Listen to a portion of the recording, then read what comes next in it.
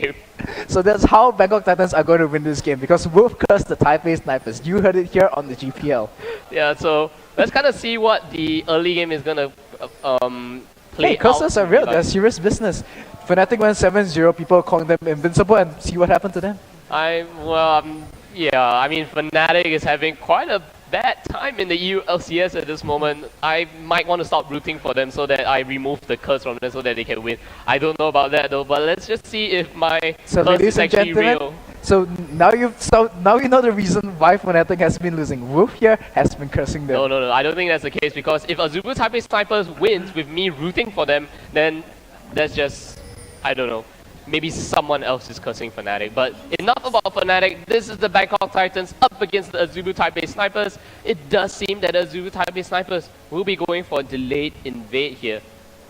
I do expect them to move quite soon. Got JJ our way, and Wins is kind of hiding it out in the jungle. And let's see if they actually decide to go into 1 minute 50 seconds. There we have it. Our way walking in has the stun charged up, and they're not going to meet anyone because Kaiser is actually starting at his, not Kaiser, NDD is actually starting at his blue buff, and now Kaiser actually taking quite a bit of damage, dueling it with Zonda. So here we have a very clean invade coming from AZB Taipei Snipers. However, the popping from God JJ as well as our way should actually tip the Bangkok Titans off that the AZB Taipei Snipers did make a delayed invade in the jungle. Let's see how NDD decides to move for that one. Kaiser actually taken out extremely low. Zonda actually taking a little bit of harass from the range minions. Range minions OP. Let's see how this top lane is gonna be dueling at this moment. And look at the popping from Wins. Well, Win's actually choosing to skip his blue buff entirely and secure his own raid as well to make sure that he can try and secure 3 buffs. Hopefully, if flash pop the top lane. That's right. I don't think anyone's gonna die, but the summoners being burned, gonna trade 1 for 1. Are we actually taking quite a bit of harass? Lloyd dodging out that boomerang blade. Now Warlock taking quite a bit of damage. Got JJ going quite low. Warlock getting the ignite onto him. Who gets the first blood? The take of the ignite coming down. A great flash from God JJ. Lloyd is the one gets the first blood. Pops the barrier, and will he survive? Our way may get a double kill here. Let's see. And one more attack. One more comes in. Wow. Will he be able to survive on that one? Warlock actually drinking that biscuit of rejuvenation, actually saving him from that one. And wow, this was so exciting. Awe nearly got a double kill. First blood goes to Bangkok Titans, but it was a 1 for 1 trade in the bot lane. 80 carry for 80 carry. Well, actually Bangkok Titans came up ahead on that because the kill went on to Lucian, which is the AD carry, whereas the kill for Taipei Snipers went on to Annie instead, which is the support. Usually you want your AD carry to be the one picking up the kills. So usually what happens is that when you invade your opponent's jungler, it kind of reveals your jungler's pathing as well. So it kind of like gives people information as to where your jungler is more likely to be, and because of that, people can make plays. If they manage to spot out your invade or see or try and get a notion of where your jungler might be. And so this is the reason why Bangkok Titans was so aggressive in the bottom lane, because they knew that Lee Sin will be wanting to secure his own raid buff to try and secure 3 buffs. So they went in with the aggression and picked up first blood for themselves. Yeah, I think that might be their train of thought there, J-Storm. That's quite insightful. So we do see Wins actually having his merry time in the jungle and just trying to farm up as much as possible. What do you think the advantage is? What do you think the kind of advantages place or position Lee Sin is going to be because of the fact that he managed to get 3 buffs, is an entire level ahead of NDD? Will we see actually him go for a counter jungle like he does? He may decide to go for a gang in the mid lane though, but NDD is just on the side. Intrenzo actually gets the Sonic Wave resonating strike combo on him and a great amount of burst damage coming out, but wow, that was a very nice flash coming out from Wins. The Dredge line unable to lock him under the turret, and he escaped with barely any health left, and now that was a very clean tower dive from AZB Taipei Snipers. I mean, this is what I was talking about. Lulu is such a strong lane bully. We see her 11 CS up on Cassidy already, and because Lulu has got so much utility and CC, combined together with Lee Sin, they can do so much damage, and they can actually tower dive at level 4. Tower does so much damage, but because Lulu and Lee Sin, they have so much shield on their kit with Safeguard as well as the health picks, they can easily burst down the Cassidy under the tower. Yeah, so it's going to be quite interesting to see how the AZB Taipei Snipers actually decide to play out now. Now that we do see Wins able to get so far ahead in terms of buffs, in terms of jungle, he managed to get a little bit of kill go onto himself, and that's going to kind of allow him to get ahead in the mid stage of the game where he's very strong in the mid game, especially since you're Lee Sin. Once you get to the level 9, level 11 stages, that power spike is going to be quite scary. So Wins actually going in for another gang in the mid lane, gets the Sonic Wave Resonating Strike combo, and then just easily safeguards out. Doesn't take a lot of damage from the turret. And then we have Lloyd actually using the Relentless Pursuit to dodge away the Boomerang blade, and that was very good play from the Bangkok Titans bot lane, but nevertheless they do take some harass from both God JJ as well as Awe. So just look at the way Wins is swerving on the map. He knows he's got 3 buffs, he has got an advantage over the opponent's jungle. So this is what you're asking me earlier, as we see a dive at top lane. Yeah, that's right. Zonda actually taking out a lot of the damage from the turret now, and there we have it. A easy, clean kill coming in from the top lane. Now NDD is in a little bit of trouble. Will we see Cassidy actually decide to roam down? He isn't level 6 yet, and it does seem that AZB Taipei Snipers really know the limits of their champions just going in and going out of turret aggro. Now Awe actually doing a fantastic G onto Warlock. Warlock taking a little bit too much damage now. Lloyd has to actually kind of try to fend off God JJ as well as Awe.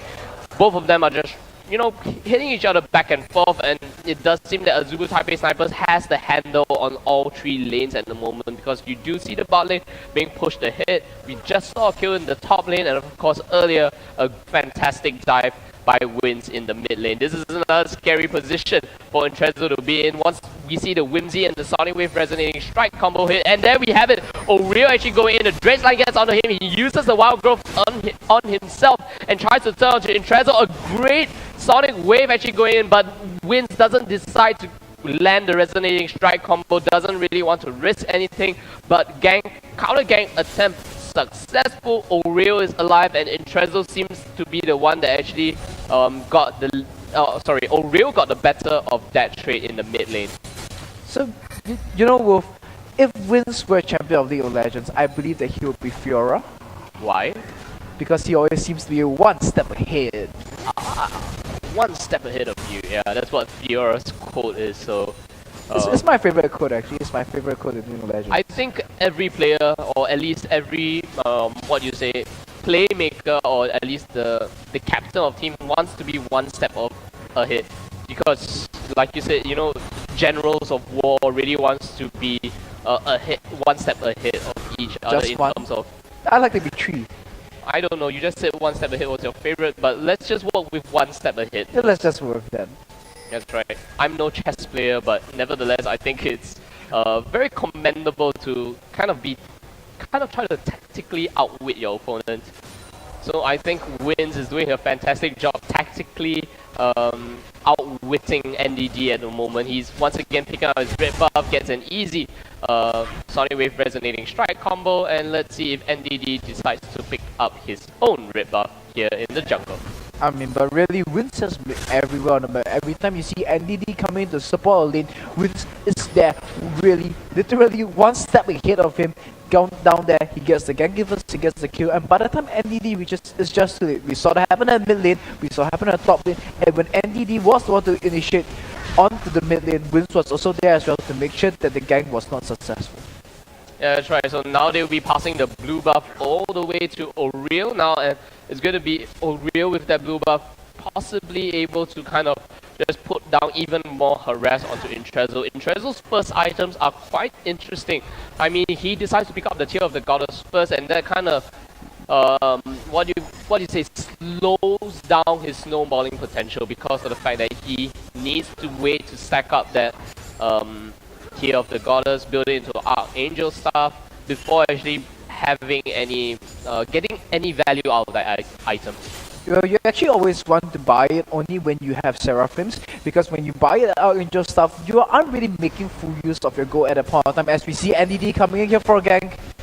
That's right, O'Real actually sticking around with a dredge line actually hit. Yes, it does, but O'Real is just gonna stand there because Intrezzo isn't able to follow up. He has been harassed down so low by O'Real in the mid lane, and it does seem that because of that, once Intrezzo has backed off, we do see AZB Taipei Snipers actually move in and posture for Dragon. They are now taking it down really low, and I don't expect Wins to give it up. The Sonic Wave comes down, resonating strike, and we should see the smite come down from Wins, and he should be the one to take the execute for that one. Smite Hands of God. He is the Prince of Thieves in the Southeast Asian region. Well, stealing the dragon from his own teammates, that wasn't really a steal, but nonetheless, it's still lots of gold into the pockets of Taipei Snipers, sitting at a 2.5k gold lead at 10 minutes into the game. And just look at the top lane, 90 CS to 48 CS, Renekton against Shark. We all know Renekton is a lane bully, but this is starting to be a bit ridiculous, don't you think? Well, we did see Kaiser go down in the gank when Wins decided to visit, and that kind of caused him to play a little bit passively. NDD, however, is the one that I feel that needs to really step up this game. He hasn't been really impacting much of the rest of the lanes, at least.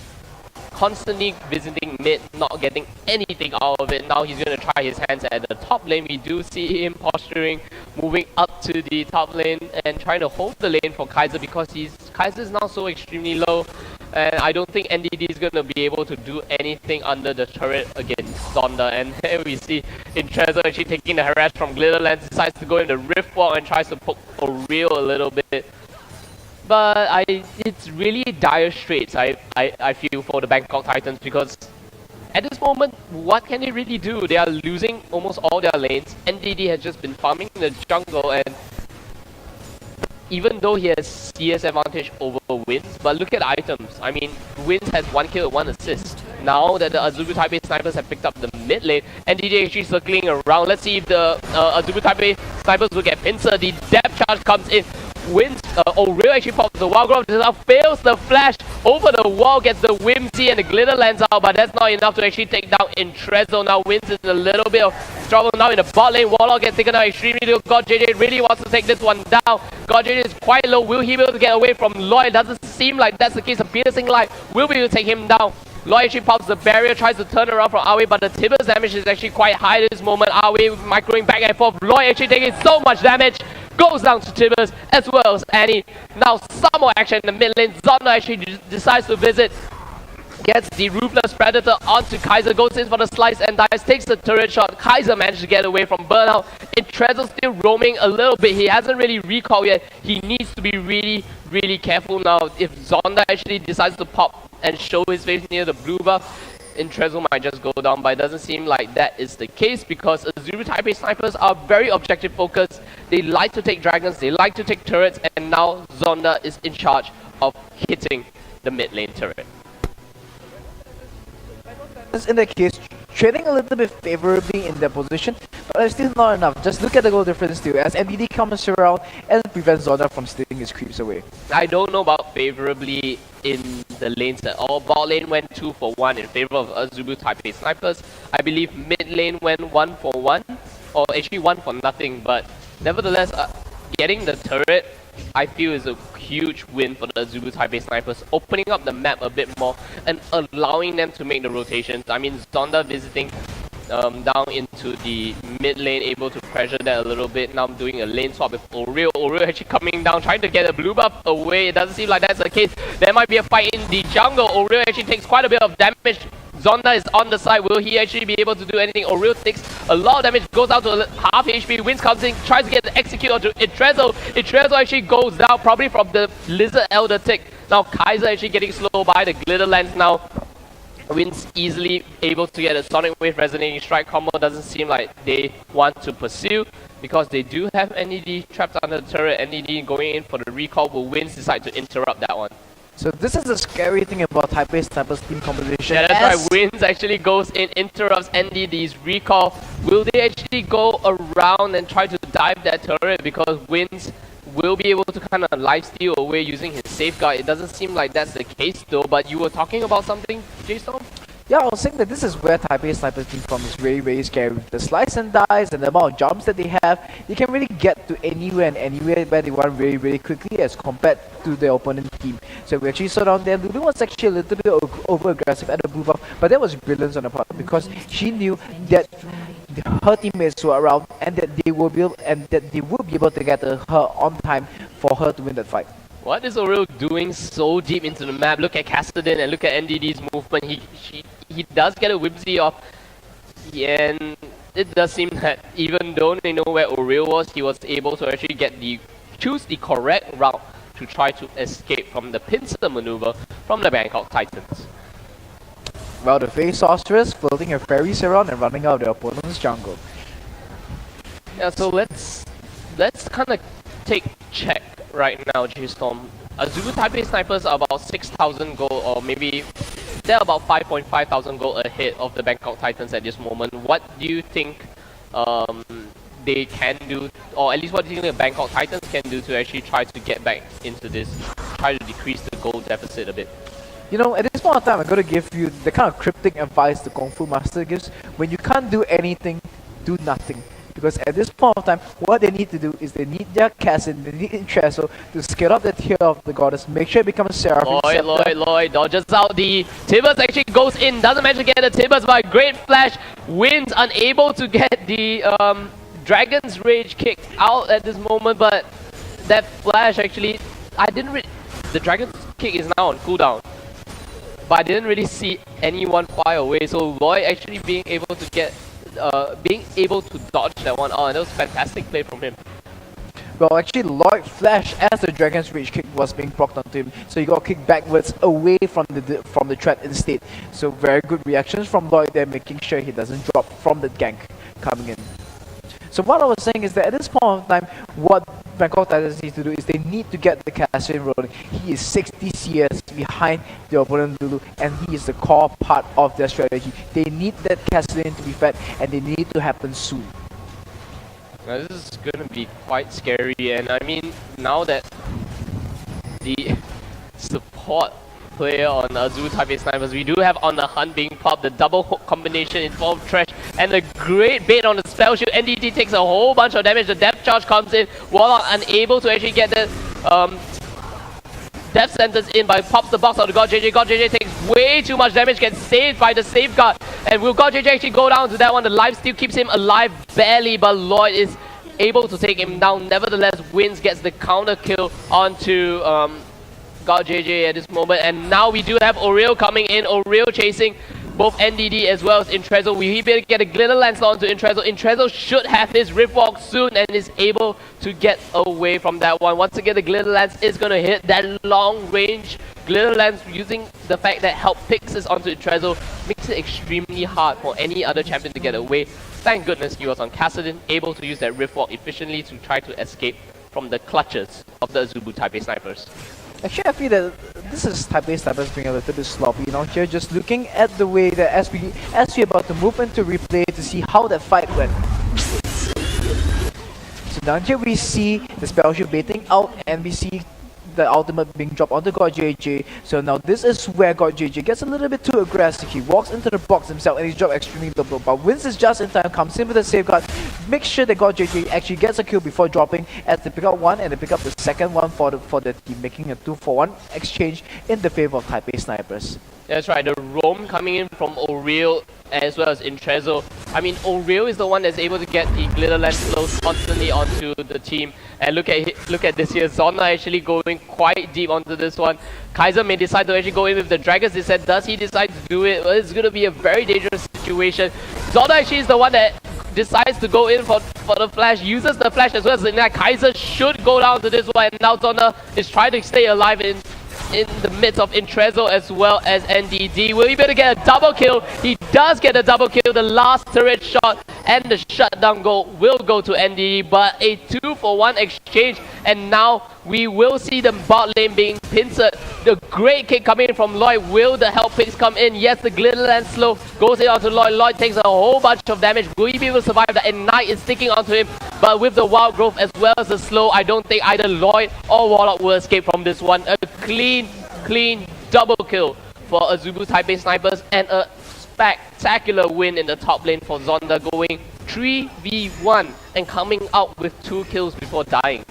But just look at Zonda now, he's got 4 kills and 162 CS, and entire 61 CS on top of his lane opponent, Shyvana in this case. So he has actually picked up for himself a Black Cleaver and a Spirit Visage. Well, at this point in time, I think Zonda is going to be has to be the focus of Bangkok Titans. They need to find a way to stop the Renekton. They need to find a way for Shyvana to catch up as fight breaks out the bottom lane. That's right, Real already going down before I'm able to say anything. Now Wins will try to safeguard away, but a great dredge line actually keeps him in place a little bit. The Riftwalk unable to actually catch him out for that one, but now we do have Lloyd using the culling, and now the shutdown goes to Intrezo, so a little bit of the small wins here coming. A little bit of a small wind here coming in from the Bangkok Titans, and they do manage to kind of stop the bleeding a little bit. The gold difference is still, however, about 8,000 gold, and the AZB Taipei Snipers have actually been winning multiple fights. If Bangkok Titans can actually catch the AZB Taipei Snipers off guard a little bit, I believe they should be able to win this game. Well, while Taipei Snipers is a very aggressive team, they like to take objectives lots of times. Well, sometimes we actually see them getting a bit cocky and getting a little bit overextending, a little bit like what we just saw down there. Like, I mean, Oriel and Wins, they were really deep in their opponent's territory, way past the river, and they didn't really have enough warding to spot again coming in. As once again, Zonda comes in for the 1v2. That's right, Zonda goes in for the 1v2. You are right. Warlock does pop the box, however, that doesn't really slow the giant crocodile. I believe the Whimsy is being onto Oriel to actually get a backup. A great slow onto Lloyd. I do expect Zonda to actually try to dive onto this one. Does go with the slice into the turret range and decides to dive out of it. So there we have an easy, simple kill coming from the AZB Taipei Snipers. And look at the amount of wards they have on the bottom side of the map now. They have so many wards in the red side jungle. Awe decides to leash the red buff, possibly for himself. I think Wins is the one that's going to get it. Wins actually using a ward to jump over. This is like, oh, I've got so many wards anyway. Since I have a side stone, let's just use a few. So at this point in time, Zonda is no longer just a crocodile. He's actually, I would consider him to be a level 3 kaiju at this point. 5 kills and 183 CS. A level 3 kaiju, huh?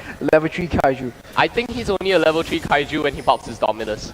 Yeah, I mean, and then when Lulu pops Wild Growth on him, he becomes level 4. He's definitely a kaiju at that point. Kaiju indeed. So the question is, will we be able to see a giant robot coming in from the Bangkok Titans?